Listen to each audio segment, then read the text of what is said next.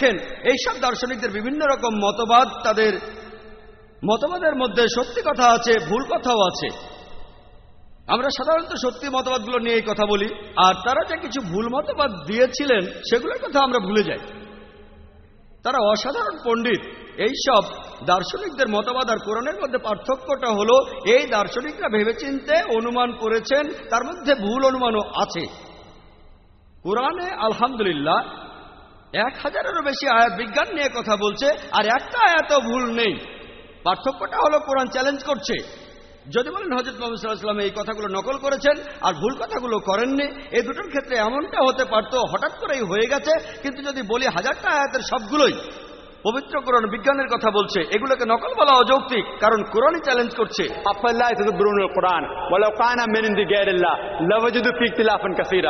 সূরা নিসার 82 নম্বর আয়াতে উল্লেখ করা হয়েছে, তাহারা কি কোরআন সম্বন্ধে অনুধাবন করে না? ইহা যদি আল্লাহ ব্যতীত কাহার নিকট হতে আসিত, তবে উহাতে অনেক অসঙ্গতি থাকিত। পরের প্রশ্ন ডান দিকের মাইক থেকে। আসসালামু আলাইকুম, আমার নাম ফয়সাল।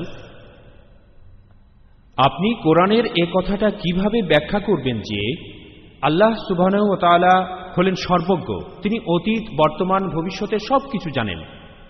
তাহলে কোরআনের আগে অন্য গ্রন্থ পাঠালেন কেন? শুধু কোরআনকেই পাঠালেন না কেন?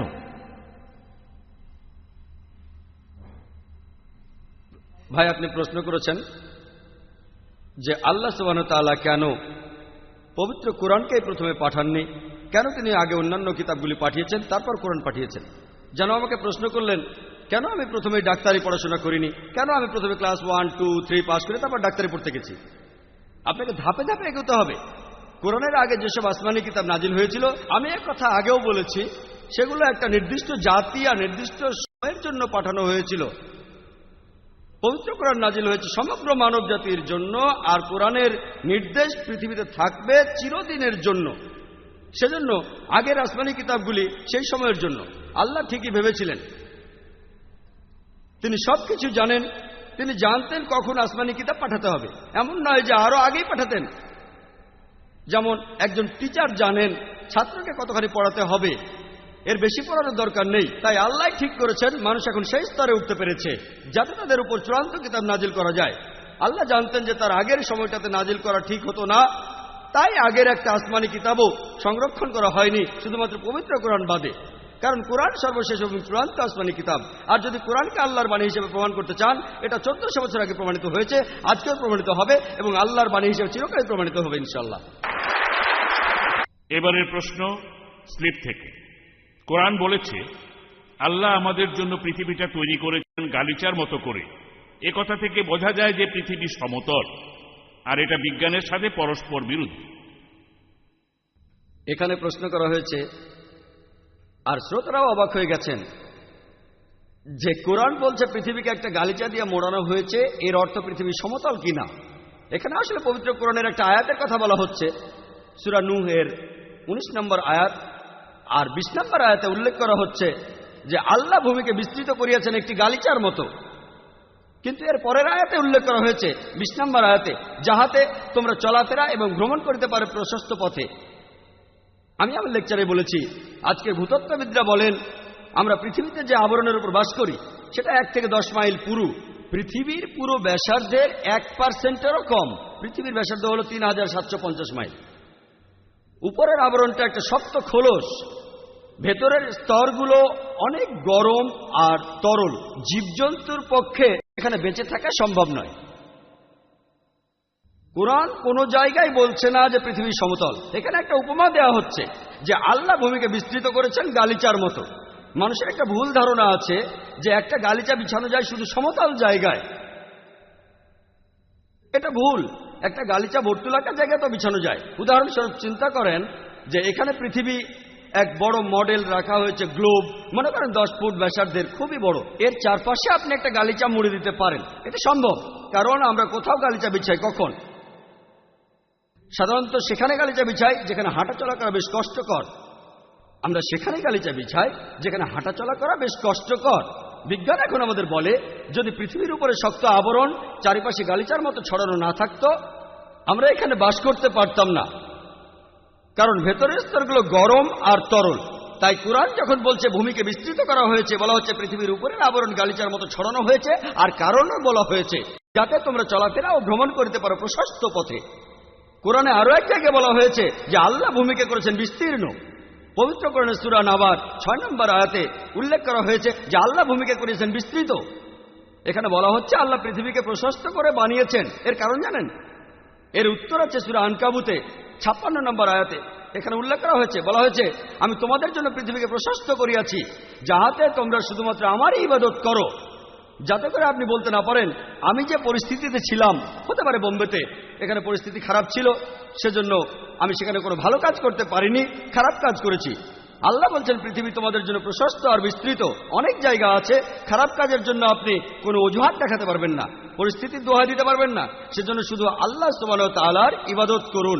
পবিত্র কোরআনে এমন কোনো আয়াত নেই যেটা বলছে পৃথিবী সমতল।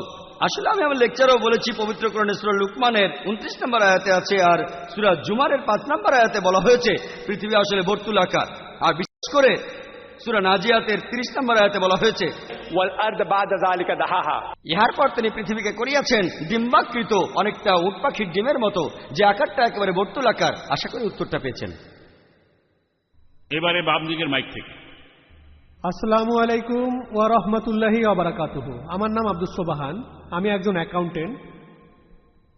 পবিত্র কোরআনে আছে আল্লাহ তাআলা বলছেন যে কেউ জানে না মায়ের জরায়ুর ভিতরে কি রয়েছে, ছেলে নাকি মেয়ে। কিন্তু এদিকে আমরা দেখি বিজ্ঞান বলে জরায়ুর ভিতরে সন্তান ছেলে নাকি মেয়ে আগে থেকেই জানা যায়। এ ব্যাপারে কিছু বলেন। ভাই, আপনি প্রশ্ন করেছেন যে কোরআন বলছে আল্লাহ তাআলা ছাড়া কেউ বলতে পারবে না মায়ের গর্ভে সন্তানের লিঙ্গ কি হবে, আর আজকে বিজ্ঞান উন্নত হয়েছে, আমরা আগে থেকেই বলতে পারি আল্ট্রাসোনোগ্রাফি ইত্যাদির মাধ্যমে সন্তানের লিঙ্গ কি হবে। ভাই, আপনি পবিত্র কোরআনের একটি আয়াতের কথা বলেছেন, সূরা লুকমানের 34 নম্বর আয়াতে উল্লেখ করা হয়েছে যে কিয়ামতের জ্ঞান কেবলমাত্র আল্লাহর নিকটে রহিয়াছে, কখন বৃষ্টি বর্ষণ করিবেন এবং তিনি জানেন মায়ের জরায়ুতে যাহা আছে, কখন কে মৃত্যুবরণ করিবে সে কে অর্জন করিবে। কোরআন বলছে যে আল্লাহ জানেন যে মায়ের জরায়ুর ভেতরে কি রহিয়াছে। কোরআন এটা বলছে না যে আল্লাহ জরায়ুর সন্তানের লিঙ্গ আগে থেকে জানেন। আমি জানি যে কোরআনের বেশ কিছু অনুবাদ আছে, বিশেষ করে উর্দু অনুবাদে উল্লেখ করা হয়েছে লিঙ্গ। কোরআনে লিঙ্গ শব্দটা উল্লেখ করা হয়নি। এখানে কোরআনের সূরা লুকমানের 34 নম্বর আয়াতে লিঙ্গের কথা বলা হয়নি, বলা হয়েছে আল্লাহ তাআলা ছাড়া কেউ জানেন না মায়ের জরায়ুতে কি আছে। এখানে আসলে বলা হচ্ছে সেই সন্তান কেমন হবে, যে সন্তানটি কিছুদিন পর জন্ম নেবে, সে ভালো হবে না খারাপ হবে, সে সমাজে ভালো কাজ করে বেড়াবে নাকি খারাপ কাজ, সে বড় হয়ে কি হবে, ডাক্তার না ইঞ্জিনিয়ার, সে বেহেশতে যাবে না দোজখে যাবে। আর কোনো বিজ্ঞানী সর্বাধুনিক প্রযুক্তি ব্যবহার করে সেটা বলতে পারবে না। কোরআনেও বলা হয়নি যে আল্লাহ সন্তানের লিঙ্গ জানেন, বলা হয়েছে যে আল্লাহ জানেন যে এই সন্তানের প্রকৃতি কেমন হবে আর সে কি করবে। আর সর্বাধুনিক প্রযুক্তি ব্যবহার করে কোনো বিজ্ঞানী এসব বলতে পারবে না।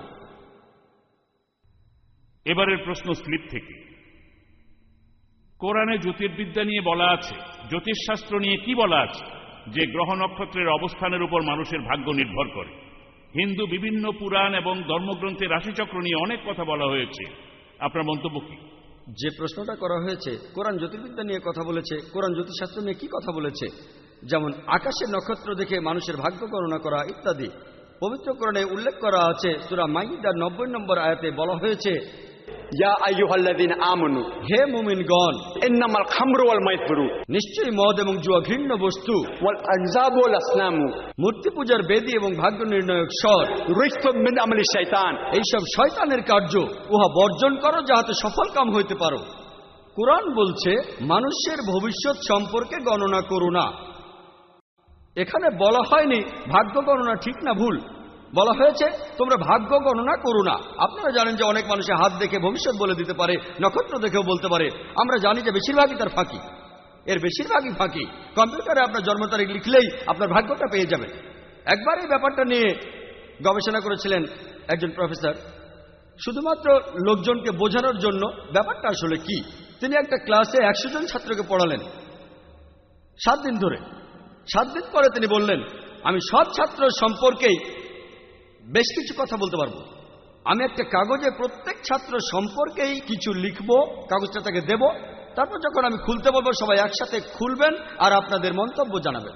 প্রফেসর কাগজে কিছু লিখলেন, প্রত্যেক ছাত্রকেই একটা করে দিলেন।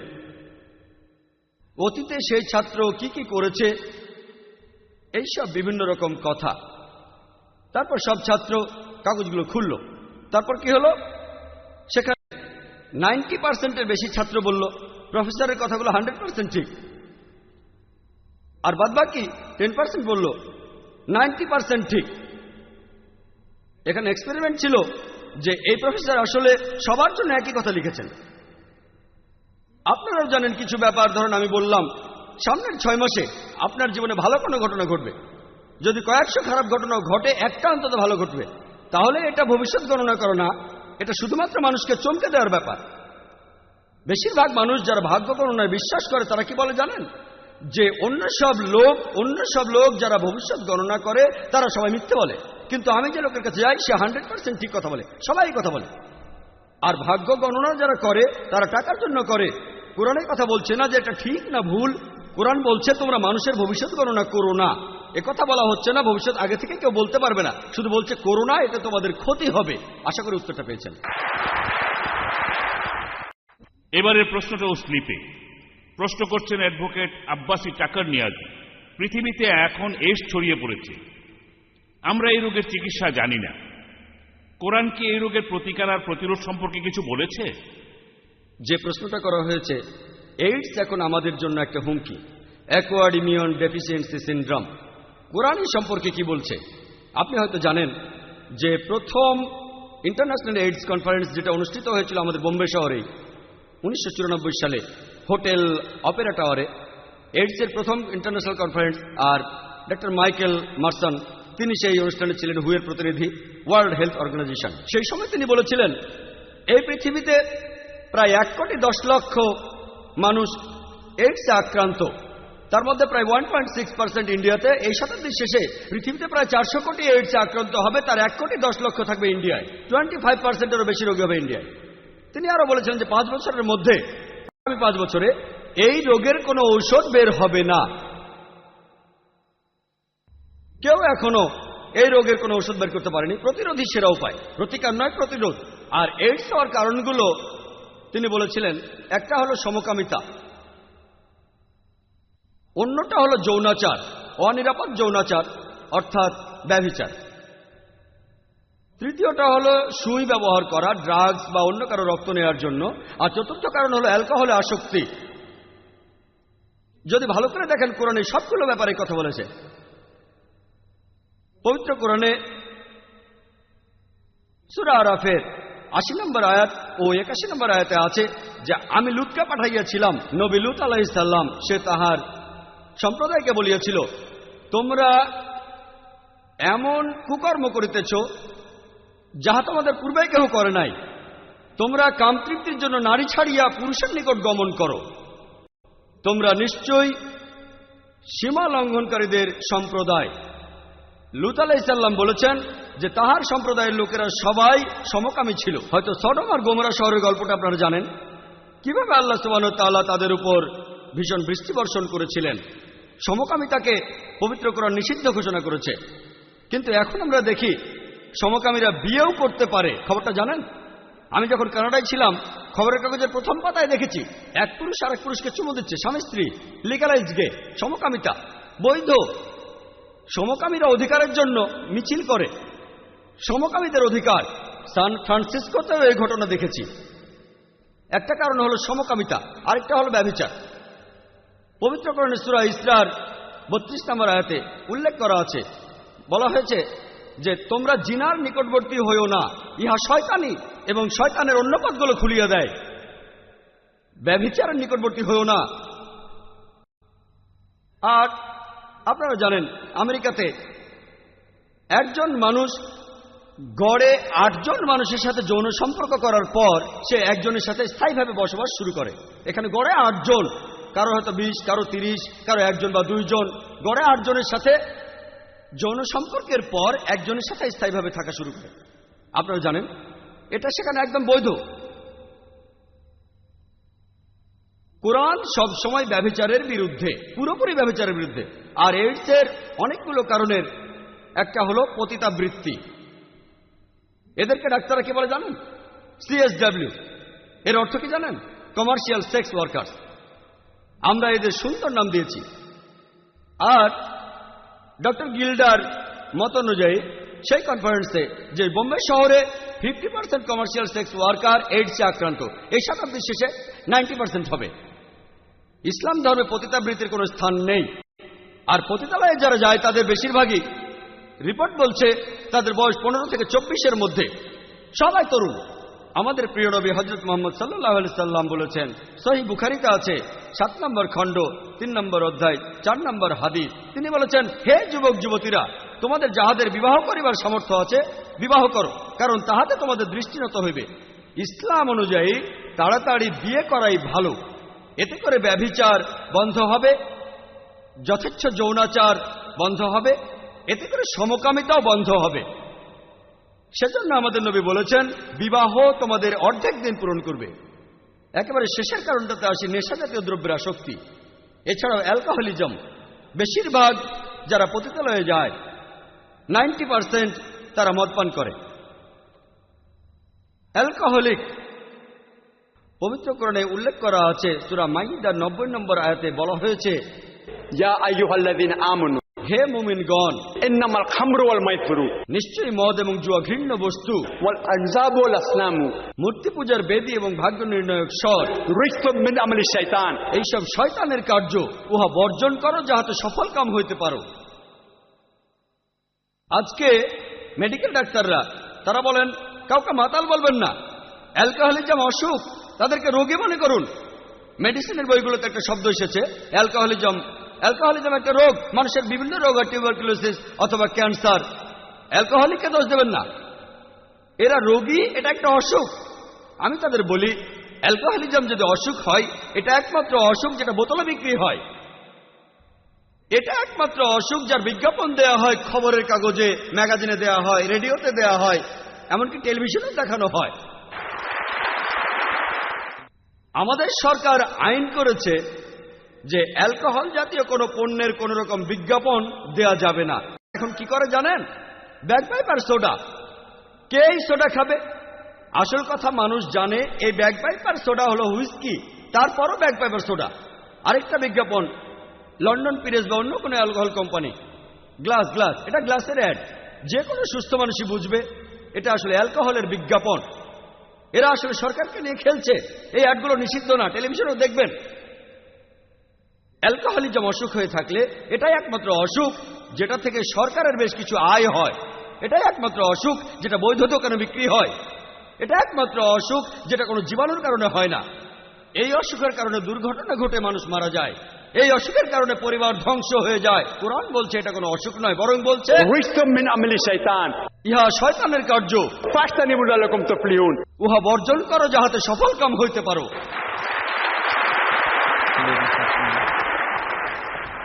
এবার পরের প্রশ্ন। আসসালামু আলাইকুম ভাই জাকির নায়েক। শিক্ষিত লোকেরা কেন কিয়ামতের দিনে বিশ্বাস করে না যে আল্লাহ একদিন আমাদের সবার বিচার করবেন, যে যারা আল্লাহকে মানে তারা বেহেশতে যাবে আর যারা আল্লাহকে মানে না তারা দোজখে যাবে? ভাই, আপনি প্রশ্ন করেছেন যে শিক্ষিত লোকেরা কিয়ামতের দিন বিশ্বাস করে না, শেষ বিচারের দিন আর পরকালের জীবনে বিশ্বাস করে না,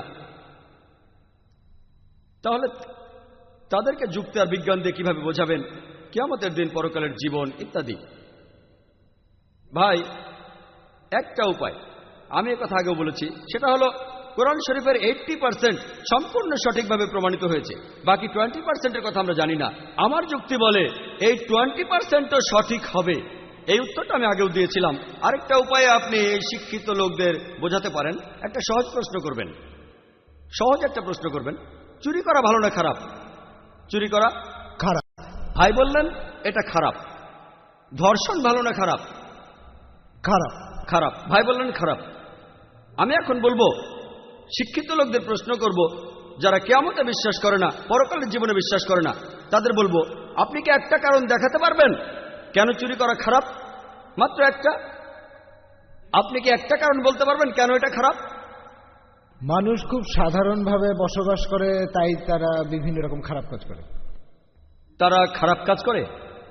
মানুষ আসলে খুব সাধারণভাবে থাকে, তাই তারা বিভিন্ন রকম খারাপ কাজ করে। আমি কথাটা বুঝলাম না। সে যাই হোক, যদি কাউকে প্রশ্ন করেন কেন চুরি করবেন না, তিনি অনেকগুলো কারণ বলবেন যে আমি চুরি করলে অন্য মানুষের মনে কষ্ট হবে। এখন আমি বললাম, ধরুন আমি একজন স্মাগলার, ধরুন আমি স্মাগলার, আমাকে প্রমাণ করে দেখান কেন চুরি করা খারাপ।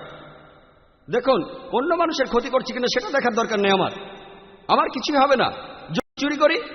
যদি কারো মানিব্যাগ থেকে 1000 টাকা চুরি করি কোনো পথচারীর কাছ থেকে, আমি ভালো রেস্টুরেন্টে যেতে পারবো, আমি সেখানে ডিনার করতে পারবো, লাঞ্চ করতে পারবো, সিনেমা দেখতে পারবো, লাইফটা এনজয় করতে পারবো। কেন খারাপ হবে? কেউ হয়তো বলবে অন্য কারো থেকে চুরি করলে একদিন অন্য কেউ আপনার চুরি করবে, আমার কেউ চুরি করতে পারবে না, আমি একজন মাফিয়া। আমি উদাহরণ দিচ্ছি যে আমি একজন মাফিয়া, আমার সঙ্গে 1000 বডিগার্ড থাকে, সবার হাতে AK-47 আছে, সবার সাথে AK-47 আছে, কেউ আমার ক্ষতি করতে পারবে না, আমি সবার ক্ষতি করতে পারি, আমার সাথে 1000 বডিগার্ড থাকে, কেউ আমার পরিবারের ক্ষতি করতে পারবে না, তাদের পাহারা দেওয়া হয়। এখন আমি আপনাকে বলছি প্রমাণ করে দেখান যে চুরি করাটা খারাপ। একটা কারণ দেখাবেন, দুটো নয়। কেন এটা খারাপ দেখাতে পারলে আমি আর এই কাজ করব না। আমি একজন যুক্তিবাদী মানুষ, বিজ্ঞানে বিশ্বাস করি। আপনি যেটা বলবেন, আমি যুক্তিবাদী মানুষ, বিজ্ঞানে বিশ্বাস করি। আপনি প্রমাণ করে দেখান যে এটা খারাপ। কেউ হয়তো বলবে যে দেখেন এটা মানবতার বিরুদ্ধে। আমি বলবো যে মানবতার এইসব আইন কে বানিয়েছে? কে বানিয়েছে? আমি এসব বিশ্বাস করি। আমি লাইফ এনজয় করছি। যদি আমি 1000 টাকা চুরি করি, যদি আমি লাখ টাকা চুরি করি, লাইফ এনজয় করতে পারবো, নতুন একটা ফ্ল্যাট কিনতে পারবো, আমি বিদেশে যেতে পারবো, কেউ আমার ক্ষতি করতে পারবে না, কারণ আমি মাফিয়া। কেউ কেউ বলবে পুলিশ আপনাকে ধরে জেলে পুরে দেবে। আমি বললাম সব পুলিশই আমার পকেটে, আমার পকেটে মন্ত্রী মিনিস্টারও আছে। আমরা এটাও জানি পুরো পৃথিবী জুড়েই অনেক স্মাগলার রয়েছে, যেখানে দেখা যায় পুলিশ তাদের পকেটে, অনেক মন্ত্রী মিনিস্টারের পকেটে আছে, কেউ তাদের ক্ষতি করতে পারে না। পুরো পৃথিবী জুড়ে দেখতে পাবেন। আমি বললাম ধরেন আমি একজন মাফিয়া, আমাকে প্রমাণ করে দেখান এটা খারাপ, তাহলে আমি করব না। আমি যে সব উত্তর পেয়েছি তার কোনোটাই পুরোপুরি যৌক্তিক হয়নি, যৌক্তিক হয়নি কোনোটাই। তখন আমি তাদের বললাম ঠিক আছে, এখন ধরেন আপনি একজন মাফিয়া আর আমি আপনাকে বোঝানোর চেষ্টা করব কেন চুরি করা খারাপ, কেন ধর্ষণ খারাপ। সে লোক খুশি, এতক্ষণ জাকির আমাকে নিয়ে খেলেছে, এখন আমি তাকে নিয়ে খেলবো। আমি তখন তাকে বলবো চুরি করা যে খারাপের কারণ, ধরেন আপনি একজন মাফিয়া, কেউ আপনার ক্ষতি করতে পারবে না, মেনে নিলাম, কেউ আপনার পরিবারের ক্ষতি করতে পারবে না। কিন্তু যদি চুরি করেন আপনি তখন আল্লাহ সুবহানাহু ওয়া তাআলার নির্দেশ মেনে চলছেন না, আর পরকালের জীবনে আপনি এর জন্য শাস্তি পাবেন। ইহকালের পৃথিবীতে পুলিশ আপনার পকেটে, মিনিস্টার আপনার পকেটে আছে, কিন্তু পরকালের জীবনে আপনি এসবের জন্য দায়ী থাকবেন। আমি আপনাকে প্রশ্ন করছি, মানুষের বানানো আইন, মানুষের আইনের কথা বলেন। আমি মুসলমান হিসেবে বলছি, ধরেন আপনি মাফিয়া, আমি মুসলমান হিসেবে বলছি, বোঝানোর চেষ্টা করছি কিয়ামত আর পরকালের জীবন সম্পর্কে। আমি আপনাকে বলছি ধরেন আপনি একজন মাফিয়া, অনেক মানুষ আপনি খুন করেছেন, এই পৃথিবীতে রক্ষা পেলেও পরকালে রক্ষা পাবেন না। আপনাকে প্রশ্ন করলাম, ধরেন একজন স্মাগলার, সে 100 জন মানুষ খুন করেছে, আপনার কি মনে হয় না তার শাস্তি হওয়া উচিত? কোথায় শাস্তি পাবে? আমরা দেখি অনেক স্মাগলার খুব ধনী, তাদের প্রাসাদ আছে, লাইফ এনজয় করে, আর স্বাভাবিকভাবে তারা মারা যায়। কেউ হয়তো অপঘাতে মারা যায়, অনেকে স্বাভাবিক মারা যায়। এদের কি শাস্তি হওয়া উচিত নয়? হিটলার নাম শুনেছেন?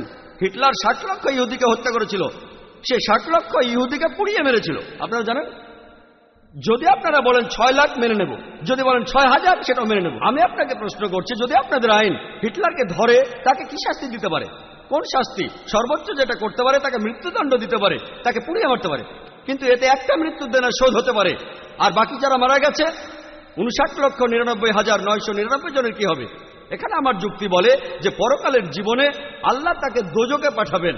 আর পবিত্র কোরআনে সূরা নিসার 56 নম্বর আয়াতে উল্লেখ আছে, যাহারা আমার আয়াতকে প্রত্যাখ্যান করিবে তাহাদিগকে অগ্নিতে দগ্ধ করিবই, যখনই তাহাদের চর্ম দগ্ধ হইবে তখনই উহার স্থলে নতুন চর্ম সৃষ্টি করিব। আল্লাহ যদি চান তিনি এই হিটলারকে 60 লক্ষ বার পোড়াতে পারেন, এমনকি তিনি এই হিটলারকে 1,20,00,000 বার পোড়াতে পারেন। সেজন্য পরকালের জীবন না থাকলে পৃথিবীতে ন্যায় নীতি বলে কিছুই থাকবে না। তাহলে ধর্ষণ কেন খারাপ? কারণ যদি এই পৃথিবীতে রক্ষা পেয়েও যান আপনি পরকালে শাস্তি পাবেন। আশা করি উত্তরটা পেয়েছেন। এবারের প্রশ্ন মহিলাদের মধ্য থেকে। আসসালামু আলাইকুম। কোরআন এ ব্যাপারে কি বলে যে কৃত্রিম উপায়ে গর্ভধারণ আর টেস্ট টিউব বেবি সম্পর্কে? বোন, আপনি এখানে কৃত্রিম উপায়ে গর্ভধারণার টেস্ট টিউব নিয়ে কিছু জানতে চেয়েছেন। ইসলাম ধর্মে এসবের অনুমতি আছে কি না? বোন, কৃত্রিম উপায়ে গর্ভধারণ আসলে দুই রকমের, একটা হোমোজেনাস আর একটা হেটারোজেনাস। হোমোজেনাস মানে যে শুক্রাণু ব্যবহার করা হয় আর যে ডিম্বাণু, সেগুলো হলো স্বামী স্ত্রীর। হতে পারে স্বামী অথবা স্ত্রীর কারো মেডিকেল সমস্যা আছে, তখন যদি তারা হোমোজেনাস পদ্ধতিতে কৃত্রিম উপায়ে গর্ভধারণ করে, ইসলামে এটার অনুমতি আছে। কিন্তু হেটারোজেনাস কৃত্রিম উপায়ে গর্ভধারণ, যেখানে আপনি স্পার্ম নিচ্ছেন কোন স্পার্ম ব্যাংক থেকে, এটা সম্পূর্ণ হারাম। যেরকম ব্লাড ব্যাংক আছে আজকের দিনে, সেরকম স্পার্ম ব্যাংকও আছে। আপনি স্পার্ম ব্যাংকে যেতে পারেন না আর একটা স্পার্ম নিয়ে গর্ভধারণ করতে পারেন না, এটা হারাম। তাহলে হোমোজেনাস কৃত্রিম গর্ভধারণের অনুমতি আছে, হেটারোজেনাসের অনুমতি নেই। একইভাবে টেস্ট টিউব বেবির ক্ষেত্রে বলি, যদি সেটা স্বামী স্ত্রীর হয় এটার অনুমতি আছে, যদি স্বামী এবং স্ত্রী না হয় সেটার অনুমতি নেই। এটা ব্যভিচারের মতো একটা অন্যায়। আশা করি উত্তরটা পেয়েছেন।